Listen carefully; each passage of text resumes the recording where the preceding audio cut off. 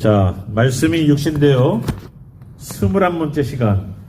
본문은 에베소서 4장 18절 말씀입니다. 본문이 있습니다. 그들의 총명이 어두워지고 그들 가운데 있는 무지함과 그들의 마음이 굳어짐으로 말미암아 하나님의 생명에서 떠나 있도다. 아멘. 기도하겠습니다.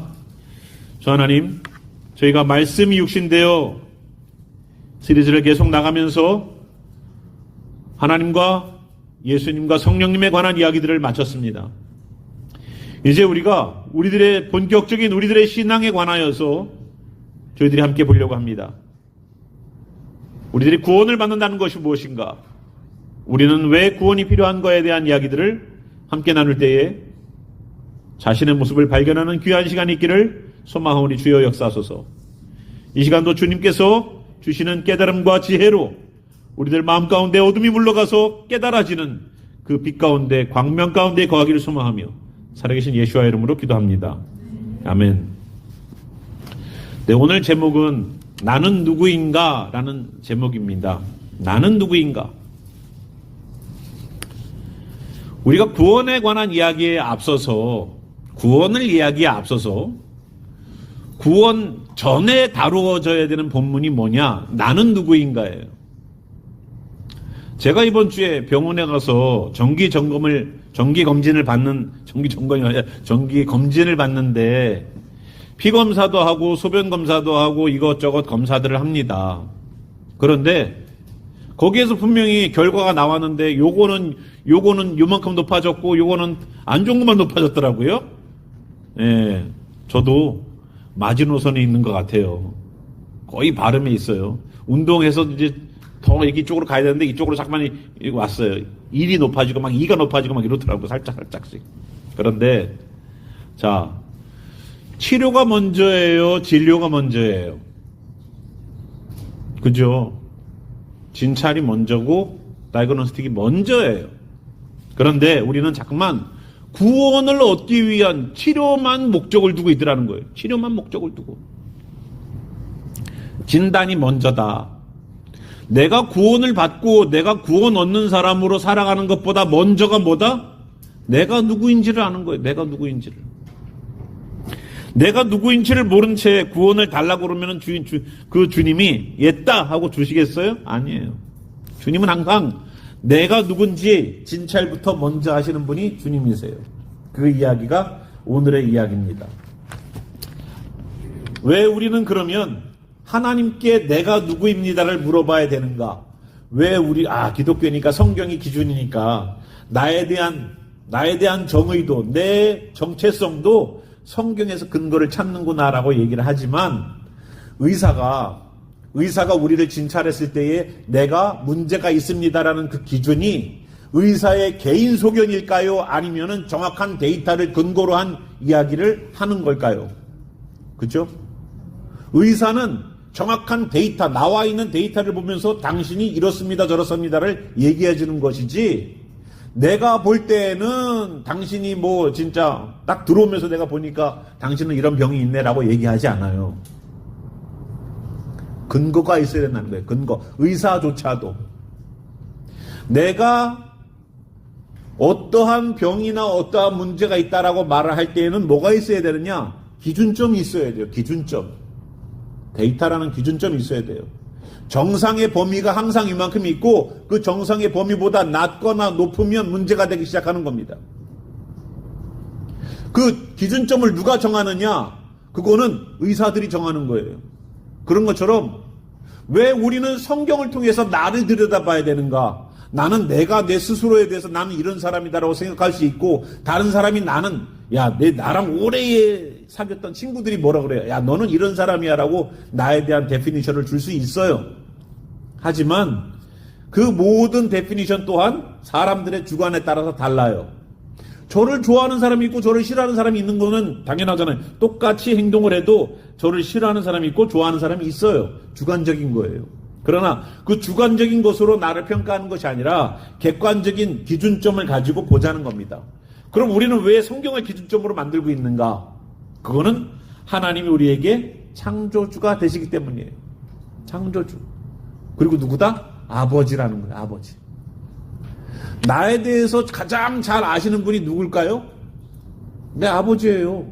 왜? 어릴 적부터 태어나는 그 순간부터 지금까지 나의 기질들을 잘 보셨거든. 얘는 이런 아이다라는 것을 보고 살아셨거든. 그렇기 때문에 나에 대해서 누구보다도 잘 아는 분은 아버지시고 어머니세요. 그래서 아이들이 직업을 선택할 때라든가 아이들이 학교를 결정할 때라든가 그거에 대한 어드바이스를 해줄 수 있는 가장 정확한 진단은 바로 부모님이에요. 자, 그 진단을 하기 위해서 우리를 진단하시는 분이 아버지이고 우리를 창조하신 하나님이라는 겁니다. 그래서 내가 나를 들여다보려면 하나님의 진단 계획서인 성경을 통해서 나를 보는 거예요. 성경을 통해서. 아셨죠? 그래서 우리가 기독교이기 때문에 성경을 본다가 아니라 나를 창조하시고 아버지이신 분이 나를 뭐라고 보고 있는가를 들여다보는 것은 굉장히 중요합니다. 오늘 우리가 읽은 본문부터 저희들이 시작해 볼까요? 4장 18절 보니까 우리에 대해서 이렇게 설명을 하셨어요. 그들의 총명이 어두워지고 그들 가운데 있는 무지함과 그들의 마음이 굳어짐으로 말미암아 어디에서 떠나 있다? 하나님의 생명에서 떠나 있다. 하나님의 생명에서 떠나 있다는 거예요.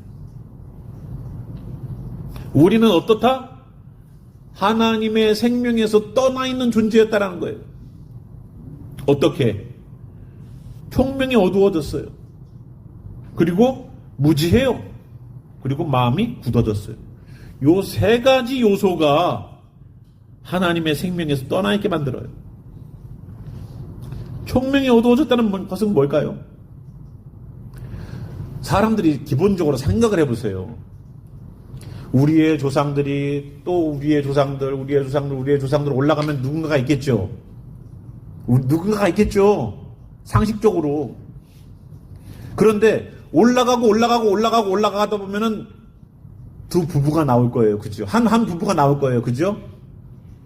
그걸 성경은 누구라고 그래요? 교회를 다니시는 분이 그거를 헷갈려요? 아담과 하와예요. 성경 기초를 어디서부터 시작해야 될지 내가 참 난감해지는데 창세기 1장부터 시작해야 되나? 예. 아담과 하와잖아요. 올라가다 보면은 그렇게 되지 않겠어요? 그죠? 지금처럼 인구가 졌지만 인구가 올라가다 보면은 하나의 어떤 부부가 나올 거 아니에요. 그죠? 그런데 어떻게 진화론자들이 말하는 그 진화라는 것을 추구할 때에 어떻게 이 개체가 남과 여로 만들어질 수 있을까? 남과 여와 이렇게 만들어지는 경우는 안 생길까요? 그럼 종족 발전이 안 되겠죠. 그죠? 여기에서는 남자들만 만들어지고 여기서는 여자들만 만들어지는 그런 활동들이 오히려 더 정상적일 수도 있어요. 그렇지 않겠습니까? 똑같은 것이 계속 복제되니까. 그런데 남과 여가 만나서 자녀가 나와요. 우리의 DNA를 복제하고 나와요. 생긴 것도 비슷해요. 성격도 비슷해요. 걷는 것도 비슷해요. 뒤에서 보면 아빠, 아들인지 다 알아요. 어떻게? 지금까지. 우리의 총명이 어두워지면 그거를 진화론으로 해석을 해요. 그래요. 진화론을 해석할 수 있다고 쳐요. 그러면 인간만이 들고 있는 양심은 어떻게 해요? 양심은 안 가르쳐줘도 생겨요. 애기들도 조금만 걸어 다니면은 뭔가 자기가 잘못한 게 있으면 그것 때문에 부모의 눈치를 봐요. 아닙니까? 왜? 우리는 저런 짐승들하고 다르게 양심이라는 게 있거든요. 사람은. 양심은 복사해낼 수 있는 게 아니에요. 양심은. 그죠? 근데 사람에게는 유일하게 양심이라는 게 있어요. 양심이 어떻게 진화가 됩니까? 양심은 진화되는 게 아니에요. 원래부터 갖고 있어 태어나야지. 총명이 어두워지면 분별할 수 있는 분별력들이 떨어지는 거예요. 왜? 내가 원하는 대로 보고 싶어 하니까. 내가 원하는 대로. 내가 알고 싶은 대로 이해하려고 하니까. 우리가 저희 교회에서도 진화에 관한 이야기들을 다뤘었습니다. 그죠? 잘 보세요. 과연 진화라는 것이 더 정말로 과학적인 것인지, 오히려 창조가 더 과학적이지 않습니까? 진화론을 믿는 분들이 우리보다 믿음이 더 좋아요. 아시죠? 대단한 거예요, 우리는. 전혀 나는 이해가 안 되는데도 그거를 믿어요.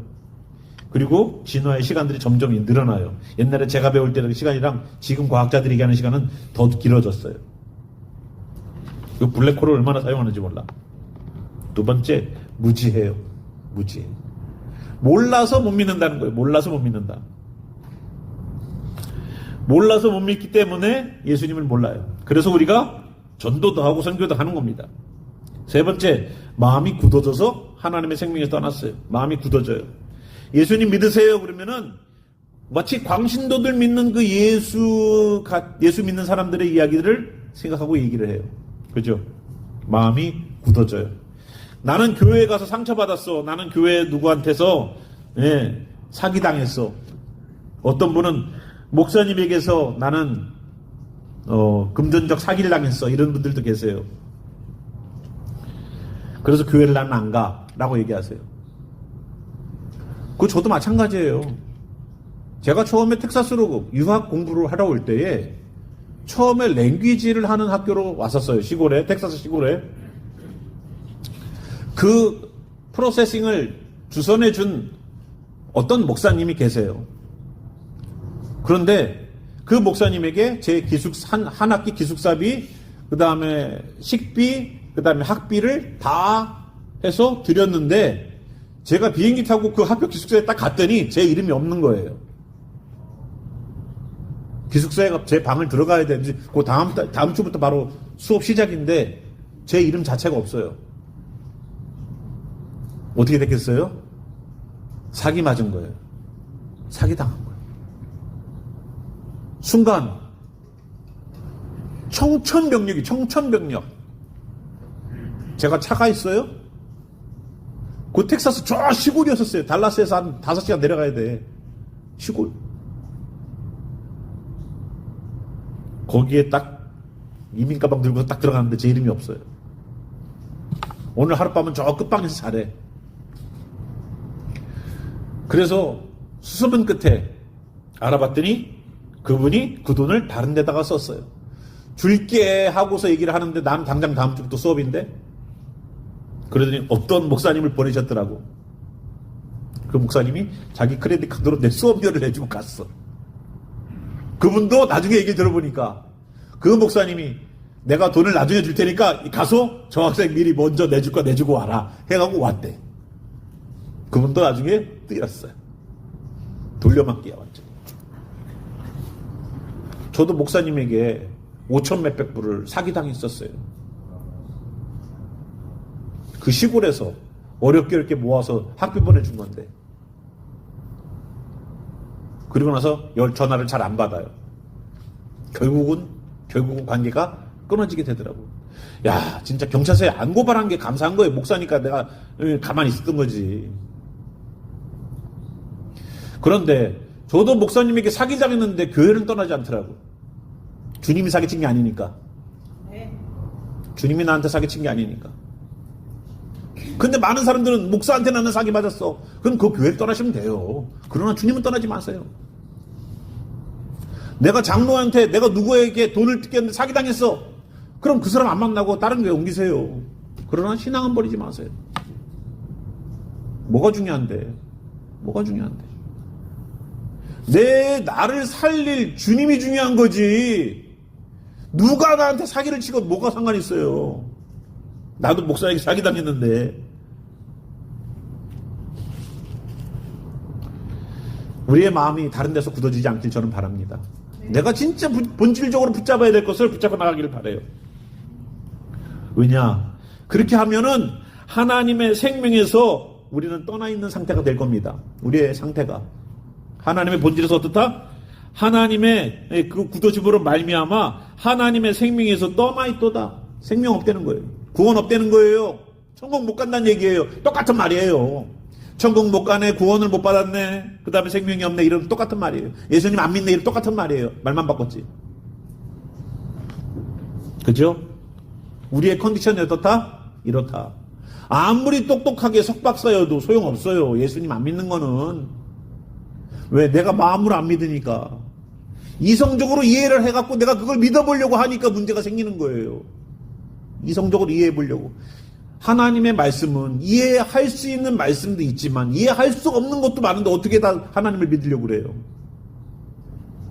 말로다가 천지를 창조했다는 그 자체만으로도 말이 안 믿겨지는데, 창세기 1장 1절부터 안 믿어지는데 어떻게 할 거예요? 어떻게 할 거예요? 그죠? 그래서 창세기가 믿어지는 사람들은 굉장히 중요한 거를 믿고 시작하는 거예요. 자, 그렇게 우리는 어떻다? 하나님의 생명에서 떠나 있는 사람이라는 것을 인지하세요. 그 성경적 진단이에요. 아, 우리는 어떻다? 아, 생명 못 받고 지옥 가는 인간들이었구나. 두 번째, 2장 1절을 볼게요. 에베소서 2장 1절. 에베소서 2장 1절 보니까 여러분들 에베소서를 잘 읽어보시면 구원에 관한 이야기들을 아주 잘 알 수 있습니다. 여러분이 절개에 관해서 잘 아시려면 레위기 23장을 열심히 읽으시는 것처럼 구원에 관한 이야기들을 좀 더 자세하게 보고 싶으면 에베소서를 한번 심도 깊게 읽어보세요. 그 몇 장 안 됩니다. 에베소서 2장 1절 보니까 어떻다고요? 그는 허물과 죄로 죽었던 너희를 살리셨도다. 아, 우리는 이미 죽었네. 첫 번째, 우리는 죽었어요. 이미.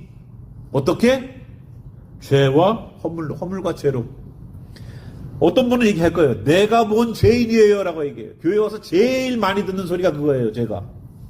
목사님, 제가 왜 죄인입니까? 상당히 기분이 나쁩니다. 기분이 나빠서 교회 오기 싫대요. 죄인입니다부터 시작이니까. 교회 오면은 죄인입니다부터 시작이니까 굉장히 기분이 나쁘대요. 나는 솔직히 내가 생각해도 괜찮은 사람인데 왜 내가 죄인입니까? 라고 말씀하시는 분들이 계세요. 성경에 관한 죄의 기준은 뭐다? 안 믿는 게 죄다. 라고 얘기하고 있어요. 그런데 그게 잘 이해가 안 되죠. 그런데 한 사람의 예를 들을게요. 사도행전 10장을 보면 어떤 사람이 나오냐면 고넬료라는 사람이 나와요. 사도행전 10장 잠깐 볼까요? 사도행전 10장을 보니까 고넬료라는 사람이 나오는데 1절부터 볼게요. 가이사랴라는 지역입니다. 가이사랴라는 지역은 예루살렘하고 좀 디스턴스가 있습니다. 고넬료라 하는 사람이 있으니 이탈리아 부대라 하는 군대의 백부장이라. 그러니까 로마 군대에 자기 밑에 수하를 100명 둔 군인의 리더라는 거예요. 100명 정도 되는 군인 밑에 있습니다. 그가 어떤 사람인지 설명이 2절부터 나와요. 그가 경건하여 온 집안과 더불어 하나님을 경외하며 백성을 많이 구제하고 하나님께 항상 기도하더니. 이 사람이 어떻다고요? 경건한 사람이래요. 경건한 사람이에요. 온 집안과 더불어 하나님을 경외한다라는 말은 하나님을 믿는다는 뜻이에요. 그리고 하나님을 믿는 것에 감사해서 자기는 로마인이지만 가이사랴 지역에 있는 백성들을 많이 도와주는 일들을 했습니다. 그리고 항상 하나님께 기도까지 했대요. 그럼 이 사람 구원 있어요, 없어요? 빨리 얘기하세요. 있어요? 근거가 뭐예요? 하나님 믿으면 구원 받아요? 이거는 굉장히 섬세한 부분이에요. 하나님 믿으면 구원 받아요, 안 받아요? 손 들으세요, 빨리. 하나님 믿으면 구원 받는다. 땡! 정확하게 하시라고 내가 말씀드렸어요. 예수님이에요. 여러분, 유대교도 하나님 믿어요. 알라신을 믿는 이슬람도 하나님 믿어요. 귀신도 하나님 믿어요. 야고보서 말씀 볼까요? 야고보서 말씀 봅시다. 이거 굉장히 여러분들 여기서 흐리면 안 돼요. 내가 어느 선에 말씀 선에 어느 어디에 있는지 잘 봐야 돼요. 야고보서 몇 장이 어디 겁니다. 귀신들도 믿고 떤다는 얘기가 어디 있죠? 2장 19절. 내가 하나님은 한 분이신 줄을 믿느냐? 잘하는도다. 잘한대요. 그런데 그 정도 수준은 귀신들도 믿고 떠느니라. 하나님을 믿는 거는 귀신도 한다는 거예요. 귀신도 하나님 믿어. 근데 귀신들도 믿고, 그럼 귀신이 구원 받아요, 안 받아요? 하나님 믿는데. 귀신이 구원 받아요, 못 받아요? 못 받아요. 왜? 따르지 않으니까. 주님을 따르지 않아. 하나님 있는 거 믿어. 근데 따르질 않아. 하나님의 말씀대로 안 살아. 그러니까 지옥이에요, 마귀는. 하나님 믿는다는 말은 보편적으로 하나님 믿어요. 교회 믿어요. 뭐 교회 다녀요. 다 이것이 나는 교회를 다니는 예수님 믿는 사람입니다라는 것을 그냥 보편적으로 얘기하는 말이겠지만 이거 굉장히 무서운 말이에요. 하나님 믿는다? 그거 하나님 믿는다는 그 말 자체가 우리로 하여금 자칫 잘못하면 종교에 빠질 수 있어요.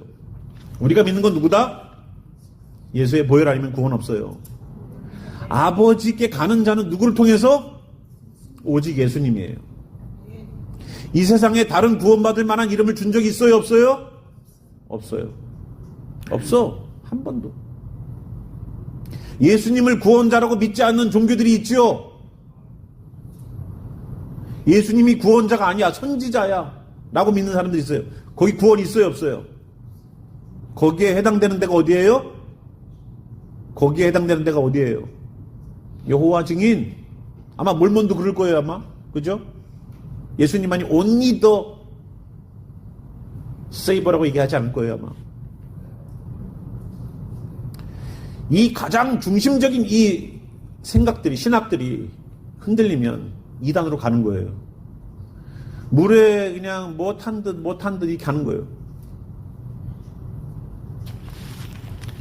어디 가서 내가 정말로 신앙 고백을 해야 될 때가 온다면 하나님 믿습니다라는 말보다 난 예수님 믿습니다라는 말이 정확해요. 정확하게 하십시오. 아셨죠? 고넬료가 그러면 이 상태에서 왜 그러면 하나님은 왜 고넬료에게 하나님 말씀하셨어요. 가서 3절 하루는 제 9시쯤 되어 환상 중에 밝히 봄에 하나님의 사자가 들어와 이르되 고넬료야 하니 고넬료가 주목하여 보되 두려워 이르되 주여 무슨 일이니이까 천사가 이르되 내 기도와 구제가 하나님 앞에 상달되어 기억하신 바 되었으니 내가 지금 사람들을 요바에 보내어 베드로라 하는 시몬을 청하라. 베드로 데리고 오래요. 자, 이 사람이 구원을 받은 사람이라면 왜 베드로를 데리고 오라고 그랬을까? 구원 받았는데 왜 베드로를 데리고 오라고 그래요? 그것도 다른 도시 요바에 있는 사람을. 그리고 베드로에게도 환상을 보이셨어요. 먹지 말아야 될 짐승들을 가득 담은 보따리를 보여주면서 잡아먹으래요. 먹으래요. 나 못 먹겠습니다. 무정한 짐승이 있습니다. 먹으라는 거예요. 그리고 고넬료의 집에 가서 복음을 증거하라는 얘기를 해요. 베드로가 왔습니다. 베드로에게 얘기를 해요. 34절 베드로가 입을 열어 말하되 내가 참으로 하나님은 사람의 외모를 보지 아니하시고 각 나라 중 하나님을 경외하며 의를 행하는 사람은 다 받으시는 줄 깨달았도다. 만유의 주 되신 예수 그리스도로 말미암아 화평의 복음을 전하사 이스라엘 자손들에게 보내신 말씀 곧 요한이 그 침례를 반포한 후에 갈릴리에서 시작하여 온 유대에 두루 전파된 그것을 너희도 알거니와 하나님이 나사렛 예수께서 성령과 능력을 기름 붓듯 하셨음에 그가 두루다니시며 선한 일을 행하시고 마귀에게 눌린 모든 사람들을 고치셨으니 이는 하나님이 함께 하셨습니다. 우리는 유대인의 땅과 예루살렘에서 그가 행하신 모든 일의 증인이라. 그들이 나무에 달아 죽였으나 하나님이 사흘 만에 다시 살리사 나타내시되 모든 백성에게 하신 것이 아니요 오직 미리 택하신 증인 곧 죽은 자 가운데서 부활하신 후 그를 모시고 음식을 먹은 우리에게 하신 것이라. 자, 예수님에 관한 이야기를 외쳤습니까? 안 외쳤습니까? 하셨죠? 44절 베드로가 이 말을 할 때에 성령이 말씀 듣는 모든 사람에게 내려오셨다는 거예요. 성령 오셨어요? 안 오셨어요? 자, 하나님을 경외하고 구제도 하고 착하게 살았어요. 그런데 그거로 천국 갈 수 없다는 거예요. 하나님이 보내신 유일한 메신저, 하나님이 보내신 유일한 구원자 예수 그리스도를 영접하지 않으면 안 된다는 거예요. 뿐만 아니라 고넬료는 성령까지도 받았어. 우리는 예수님 믿습니다라고 말을 하면서 여기에서 멈추시는 분들이 많아요. 성령 받는 것까지 여러분 신앙을 밀어붙이셔야 됩니다. 성령을 왜 받아야 되느냐? 그건 인치심이기 때문에 그래요. 인치심. 여기에 하나님의 자녀인 인치심. 마지막 요한계시록 되면은 마귀가 여기에다가 666을 찍어요. 여기다 뭐 보이게 뭐 666 써놓을 줄 아십니까? 아닙니다. 이 보이지 않는 forehead inside에 있는 뼈에다가 각인시킬 거예요. 그래서 이걸로 스캔할 겁니다. 스캔. 오른쪽 손목과 이마에 표할 거예요. 이 자리가 어떤 자리인지 아십니까? 하나님께서 주시는 말씀이 있던 자리예요. 구약에 보면 이스라엘 백성들이 말씀을 여기다가 이렇게 딱 스퀘어 되는 박스에다가 말씀 띠를 딱 해가지고 말씀 여기다 넣어놔요. 두루마리, 조그마한 미니 두루마리를. 나는 내 머리, 내 이성, 내 생각은 하나님의 말씀을 중심으로 살아갑니다라는 표시예요. 내 오른손에 있는 하나님의 그 말씀의 띠, 여기다 말씀을 적어서 띠를 만들어서 내 손에다가 칭칭 감아. 나는 내가 하는 행동이 하나님의 안에서 하는 하나님 말씀에 근거한 행동입니다라는 것을 항상 보고 느끼고 가라는 거예요. 하나님의 말씀이 있는 자리에 하나님의 사람이 인침받는 성령 인치시는 자리도 똑같고 마귀도 거기를 사용해요. 마귀도. 그래서 내 마음대로 살게끔 하는 사람, 여기에 인침받은 사람, 내 마음대로 행동하는 사람, 마귀에게 인침받은 사람이요. 마귀에게. 그래서 예수님 안에서 믿으시는 것이 얼마나 중요하고 성령을 받는 것이 얼마나 중요한지를 고넬료의 이야기를 통해서 볼 수 있는 거예요. 선을 행한다고 천국 간다? 제가 아는 어떤 집사님이 이분이 어떤 팀에 조인을 했어요. 이 팀은 어려운 분들을 도와주는 그 팀에 조인하게 됐어요. 아틀란타 다운타운에서 홈레스들을 위해서 밥 해주는 것 같이 이 팀들은 막 그냥 그 남들을 도와주는 그 열정이 불이 타가지고 알라바마까지 가서 밥 해주고 그랬었어요. 언제? 주일날. 이 무슨 일이에요? 이 무슨 일이야? 교회는 안 오고 그 시간에 뭐를 해요? 밥 해주고 있어 가서. 주님의 이름으로 밥 해주고 있어. 주님이 기뻐하시겠어요? 안 기뻐하시겠어요? 우리는 착각을 해요. 내가 주님의 이름으로 착한 일을 하고 있으면 주님이 내 예배를 상쇄시켜 줄 거야. 너 예배 드리는 거로 내가 쳐줄게. 라고 얘기할지 몰라요. 예배와 바꿀 수 있는 게 있습니까? 예배와 바꿀 수 있는 건 아무것도 없어요. 우리 보고 예배를 어떻게 드려라라고 말씀하시는 적은 있어도 성경 공부 어떻게 하라는 말씀하신 적은 없어. 예배에 대한 중요성에 대해서는 강조하셨지만 그 아닌 것은 그렇게 얘기하지 않으셨어요. 선을 베푸는 거 중요하죠. 그러나 선을 베푸는 것으로 내가 믿는다면 고넬료에게 베드로를 보냈을까요? 아니요. 안 보내도 돼. 그 사람은 기도도 하고 하나님을 잘 따라가는 행동들을 하고 있어요. 그죠? 아니라는 거예요. 선을 행하는 것으로 내 신앙을 대체하지 마세요. 예배드리고 주님 앞에 온전한 사람으로 쓰십시오. 그것이 주님이 원하는 거예요. 아셨죠? 선이 나를 대표할 수 있다 없다? 없다. 그래서 하나님의 생명이 떠나 있으면 생명으로 돌아와야 됩니다. 우리는 화목과 죄로 어두워져 있는 사람들이고 거기에 죽었던 자들이에요, 이미. 그래서 우리가 2장 1절, 에베소서 2장 2절 말씀으로 다시 돌아오면 그런 일들이 있었죠. 자, 그러면 2장 2절부터 또 밑에 있는 거 좀 봅시다. 2장 2절 3절 볼게요. 그때 너희는 그 가운데서 행하여 이 세상 풍조를 따르고 공중의 권세 잡은 자를 따랐으니 곧 지금 불순종의 아들들 가운데서 역사하는 영이라. 우리가 따랐던 영이 누구라고요? 불순종의 영들이에요.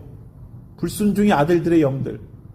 그러니까 우리는 지금까지 열심히 착하게 산다라고 했지만 누구를 따라고 살고 있다? 불순종의 영을 따르고 살고 있다. 어떤 공중권세 잡은 자. 어떤 분들은 정말로 믿음 있는 행동과 믿음 있는 말들을 해요. 근데 자세히 들여다보면은 정말로 그 말에 모순이 있다는 것을 발견하게 돼요. 그 대표적인 예가 사울왕이에요. 사울왕.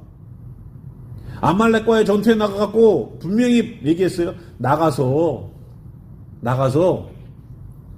짐승이건 사람이건 남겨놓지 말고 다 진멸하고 오세요. 사울왕이 네 하고 나갔어요. 나갔다가 들어올 때 뭘 갖고 들어와요? 살찐 소들을 데리고 들어와요. 삼면이 들어봤어요. 아니 왜 짐승의 울음소리가 들리지? 전쟁 나갔다 왔는데 사울왕이 뭐라 그럽니까? 내가 전쟁하러 나갔더니 전쟁은 다 이겼는데 거기 보니까 살찐 소들이 너무너무 우리 소보다 더 좋아. 그래서 이거로 하나님께 제사를 드리려고 제가 갖고 왔습니다. 라고 말을 해요. 믿음이 있어 보여요? 없어 보여요? 있어 보여요. 하나님께 제사 드리려고 했대. 근데 그게 하나님의 말씀을 위배한 걸 아시죠? 그거예요.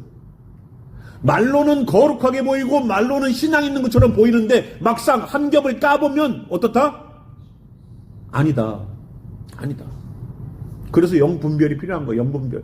사람의 말을 듣고 다 저 사람이 말하는 걸 100% 듣지 마세요. 그 의도와 뜻들을 영적으로 분별할 수 있는 분별력이 없다면 함부로 판단하지 마세요. 보이는 것, 내 눈에 보이는 것, 그걸로 판단하지 마세요.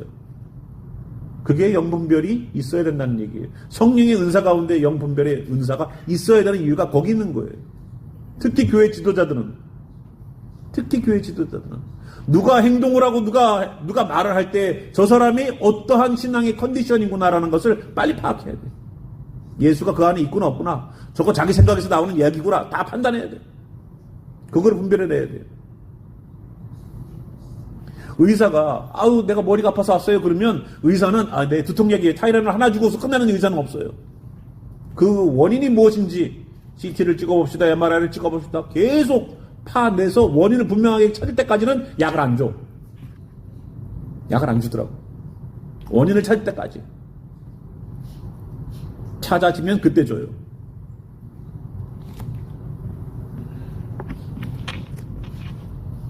우리는 어떻다? 세상 풍조를 따라가는 사람들로 살았던 우리들의 모습들이 있습니다.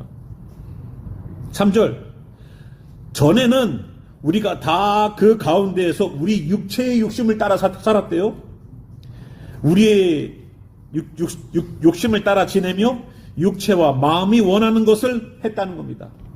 내 육신이 원하는 것, 내 마음이 원하는 대로 살았다는 거예요. 이게 뭐다?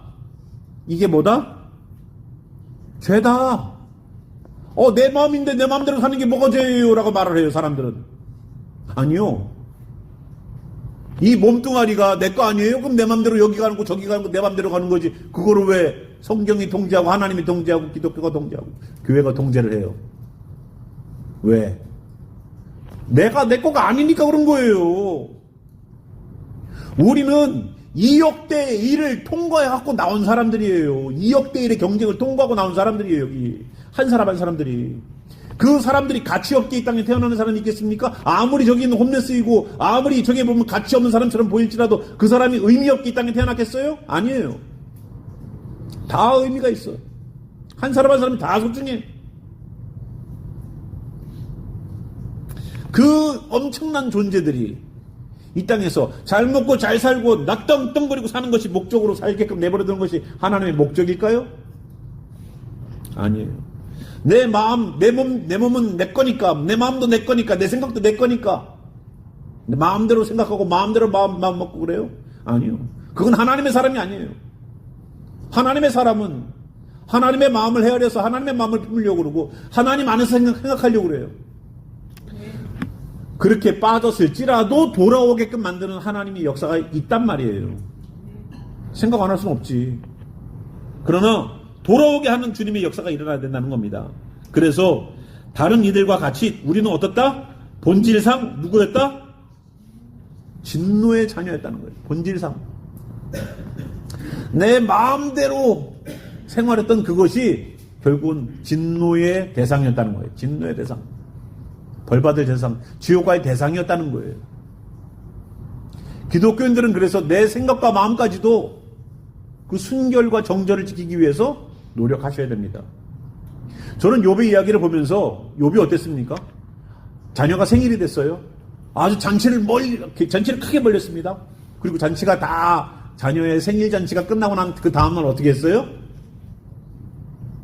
혹시 우리 자녀들이 하나님 앞에서 조금이라도 잘못된 어떠한 생각과 마음과 행동들을 했을지 몰라서 하나님께 회개의 제사를 드렸어요. 그게 욥이에요. 내가 아무리 내 생일이라서 즐거워하고 친구 불러가지고 막 굶짝굶짝 얼마나 좋은지 몰라. 케이크도 잘라 먹고 얼마나 좋은지 몰라. 친구들이 막 선물도 그냥 내가 원하는 거 다 해줘. 함께 모여서 축하해주고 너무 좋아. 혹시라도 우리 자녀가 혹시라도 마음과 생각 가운데 혹시라도 죄를 범했을까봐 욥은 자녀들을 위한 제사를 드렸어요. 우리는 욥의 축복만을 생각하지만 욥이 어떻게 자기 신앙생활을 관리했는지를 우리는 봐야 됩니다. 본질상 우리는 누구였다? 진노의 자녀였다. 아까는 어떻다? 우리는 어떻다? 우리는 하나님의 생명에서 떠나 있던 자들이다. 그렇기 때문에 그 생명 주시려고 오신 거예요, 예수님이. 그러니까 그 진노에서 빼갖고 생명을 옮기려고 하는 거예요, 예수님이. 로마서 8장 7절 보겠습니다. 로마서 8장 7절 보겠습니다.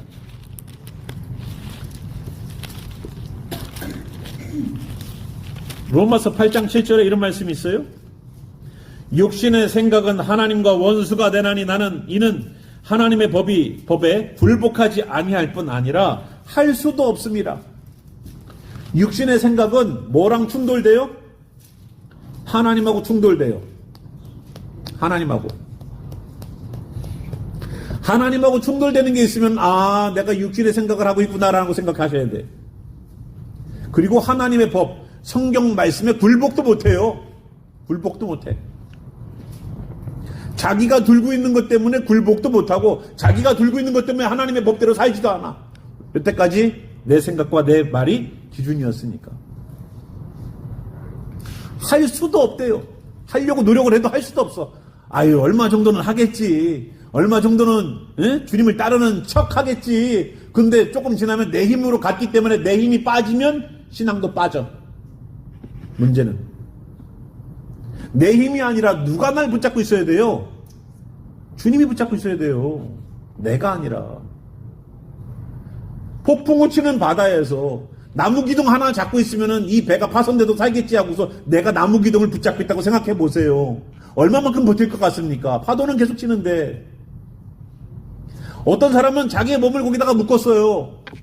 그럼 내 힘은 빠져도 그 밧줄 때문에 묶여가지고 결국은 살아날 거예요. 내 힘이 아니면 내 힘으로 하는 것은 한계가 있다고요. 처음의 시작은 내 힘으로 할 수 있어. 그러나 그 힘이 다 떨어지기 전에 빨리 주님이 나를 붙잡아 주세요 해야지. 아니면은 내가 내 힘으로 하다가 지친다고요. 사람이 보이기 시작해요. 저 사람은 왜 저래? 저 사람은 왜 저래? 내 시선이 예수님과 말씀으로 집중했던 내가 점점 내 시선이 사람의 행동들이 보이기 시작하고 사람의 실수와 사람의 실패들이 보이기 시작해. 그러면 내 신앙 끝난 거예요. 왜? 물에 빠져가니까. 물에 빠져가는 거. 베드로가 그랬거든요. 베드로는 기적을 체험했던 사람이에요. 무리를 걸었다고요. 기적을 체험했지만 시선만 돌리면 우리는 기적에서 정상적이기보다는 예전으로 돌아갑니다.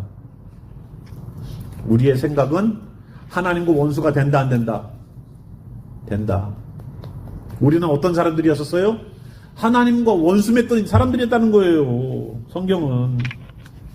하나님 앞에 굴복하지도 않아요. 굴복할 이유가 없었어. 왜 내가 하나님께 나아가서 굴복을 해야 돼? 왜 내가 성경을 읽어야 돼? 나랑 전혀 상관이 없는데? 이랬다고요. 근데 이제는 어때요? 주님의 자녀가 되기를 소망해야 됩니다. 왜?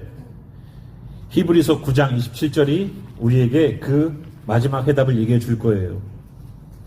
9장 27절 말씀 보니까 한 번 죽는 것은 사람에게 정해진 것이요 그 후에는 심판이 있으리니. 안 죽는 사람 있습니까? 죽다가 살아난 사람은 있어요. 죽었다가 살아난 분들 이야기 유튜브 보면 많이 나오더라고. 그런데 그 사람이 결국은 안 죽던가요? 죽었다가 며칠 만에 살아나신 분, 병원에서는 죽었다고 했지만 살아나서 다시 살아나서 내가 뭐 천국을 받네, 뭐 주님을 받네 그런 분들도 있어요. 자, 그런데 그분이 평생 사셔요? 더 사셔요? 물론 좀 더 살 수는 있어.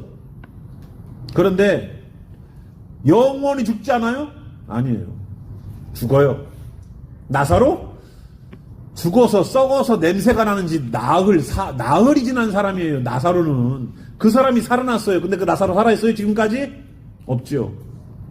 주님이 우리들에게 보여주시는 기적은 한시적이에요. 왜? 내가 육신을 입고 있는 이 시간 동안 살아계신 하나님을 보여주기 위한 도구예요. 우리는. 그런데 그 도구로서 다 사용이 되고 나면 우리의 연수가 차면 하나님 불러 가시는 거예요. 그 나라로. 그래서 끝에는 뭐예요? 심판이 있다는 겁니다. 심판이 있대요. 그 끝에 너 왜 그때 그렇게 했니? 라는 심판이 있대요.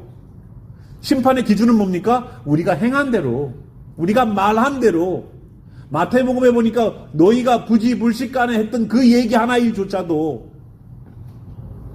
나는 기억조차 못하는 얘기야. 근데 무식적으로 튀어나갔어. 그것까지도 어떻다? 심판의 대상이라고요. 그러면 어떻게 주님 앞에 쓰시겠어요? 우리가 어떻게 우리가 주님 앞에 쓸 수 있습니까? 정말로 주님의 긍휼 아니면 설 수가 없어요. 정말. 마지막 끝에는 심판이 있다는 것을 기억하십시오. 우리는 본질상 진노의 자녀였고 우리는 정말로 구원받을 수 없는 죄와 허물로 아주 그냥 덮여있던 그런 공중본세 잡은 자의 종처럼 자녀처럼 살았습니다. 우리는 본질상 진노의 자녀였대요. 자녀. 지옥 갈 사람들의 자녀래요. 그럼 지옥 가는 거지 우리도. 그 사람들을 위해서 십자가에서 예수님이 보혈을 흘리셔서 우리를 구원하셨어요. 그래서 나는 예수님을 믿습니다. 나를 구원한 예수님을 믿어요. 그래서 나는 예수님을 통해서 하나님을 믿고 성령님의 충만한 바 되어서 주님 나라 갈 겁니다. 어디 가서 하나님 믿습니다라는 불명확한 단어를 사용하셔서 유대교이십니까? 기독교이십니까? 이슬람이십니까? 라는 질문을 받지 않으시길 바라요. 하나님을 믿으십니까? 라는 그 질문이 대답이 그러한 질문들을 불러올 수 있음을 우리는 알아야 됩니다. 내가 믿는 건 누구다? 예수님. 분명하게 하세요. 나를 위하여서 십자가 지셔서 나를 구원하신 예수님의 보혈이 흘려지신 그 사람, 성도, 난 그 사람입니다. 난 예수쟁이, 예수 그리스도인이에요. 주님을 위하여 살아가는 자예요. 이게 나예요. 예전에 나는 어땠습니까? 그런 사람들이었어요. 본질상 진노의 자녀였고 죄와 허물로 죽었던 사람, 이미 죽었던 사람이고 이미 사형 선고를 받은 죄수입니다. 하나님의 생명에서는 떠나 있었죠. 그런데 지금은 달라요. 예수 그리스도의 보혈이 나를 씻기셨다는 과거의 그 사실들을 내가 믿고 나아가서 이제는 주님의 보혈을 다시 의지하러 오늘도 나오는 예배 가운데 오늘도 나는 섰습니다. 그랬던 내가 지금의 나로 내 정체성이 바뀌었습니다라는 것을 여러분이 분명하게 하시길 바라요. 이젠 바뀐 자녀로서 새로운 정체성을 가지고 새롭게 사세요. 새롭게 사시고 예전의 나를 과거 것은 이전 것은 지나갔으니 하고 끊어내시고 보라 새 것이 되었도다 하고 새롭게 가세요. 입는 옷, 먹는 밥, 생활하는 패턴, 직장 다 똑같을지라도 뭐가 바뀌면 돼요? 뭐가 바뀌면 새 거가 될까요? 마음이 바뀌면 돼요. 마음이 안 바뀌면 새 거가 안 돼. 이 옷이 새 옷이에요, 아니에요? 이거 몇 년 전부터 받던 옷이죠. 드라이 클리닝 하면 새 옷이에요. 세탁기 들어가다 하면 새 옷이야. 우리가 그래요. 내 옷은 자꾸만 낡아지는 것처럼 내 육신은 자꾸만 낡아지지만 내 속사람은 점점 더 새로워지는 거예요. 주님 안으로. 그리고 나는 주님 앞에서 새로운 나로 나는 누구인가 라는 질문 앞에 이제는 당당하게 외치세요. 나는 누구입니다. 여러분 세리마태라는 그 이야기를 아실 거예요. 마태복음에 보면은 제자들의 이름을 소개할 때 마태가 자기 자신, 마태가 쓴 책이니까 마태복음이잖아요. 그죠? 마태가 쓴 마태복음에는 마태 스스로를 뭐라고 제자들의 이름을 쓸 때에 써놨느냐? 세리마태라고 써놨다고요. 자기의 원래 옛날의 직업. 돈 사람들에게 세금 더 받아서 텍스 컬렉터로다가 과하게 세금을 징수해서 내 주머니를 찾던 세리, 죄인이라고 사람들이 손가락질하던 그 죄인의 모습을 자기의 제자의 이름 가운데에 그냥 마태라고 써도 되고 레위라고 써도 되건만 세리마태라고 써놨단 말이에요. 자기 이름을. 그건 뭐예요? 나는 예전엔 죄인이었는데 지금은 마태로 살 거야 라는 그런 의미가 있어요. 다른 사람 이름은 다 정상적으로 써놨는데 자기 이름 나 같으면 내가 쓸 거면 나는 감추겠어. 도둑놈 목사 이렇게 안 쓸 거 아니에요. 근데 그 사람은 그렇게 썼다고. 내 과거에 대해서 자신 있는 거예요. 나는 변화됐으니까. 오늘 우리 질문 나는 누구입니까? 나는 누구인가? 누구십니까? 라는 질문을 던졌을 때 주저주저하는 내가 아니라 당당한 내가 되길 바랍니다. 나 주님의 자녀요. 나 주님의 사람이요. 난 예수로 구원받은 자요. 이 자신감이 우리들에게 있길 저는 소망해요. 그래서 나는 누구인가라는 하나님의 그 진단부터 다시 시작해서 하나님의 품 안으로 들어오는 귀한 그리스도인이 되길 바랍니다. 우리 함께 일어나셔서 같이 기도할까요? 나는 누구인가라는 질문 앞에 주저주저 했습니까? 나는 누구인가라는 질문 앞에 망설여졌습니까? 나는 누구인가라는 그 질문 앞에 다른 핑계거리를 들고 나왔었습니까? 착하게 살면 되지, 선을 베풀고 살면 되지 라고 말했습니까? 아니요. 그럴 거였으면 고넬료에게 베드로를 보낼 필요가 없었고 베드로의 입을 통하여서 복음이 증거될 이유도 없었고 예수님이 소개될 필요도 없었겠지요. 이제 우리는 분명하게 알아야 됩니다. 내 신앙의 근간은 예수 그리스도의 보혈부터 시작이다. 나는 누구인가라는 질문 다시 던진다면 과거에는 그런 나였지만 지금은 내가 그런 내가 아니다라는 당당함이 우리들에게 있기를 바랍니다. 오늘도 부끄러운 내 모습이 있다면 다시 주님 앞에 선다는 마음으로 우리 함께 기도했으면 좋겠어요. 주여, 내가 내 신분을 잊고 살았습니다. 내가 내 신분을 하나님 앞에서 온전하게 밝히 보여드리지 못했습니다. 주여 새롭게 변화시켜 주시옵소서. 함께 우리 기도하도록 하겠습니다.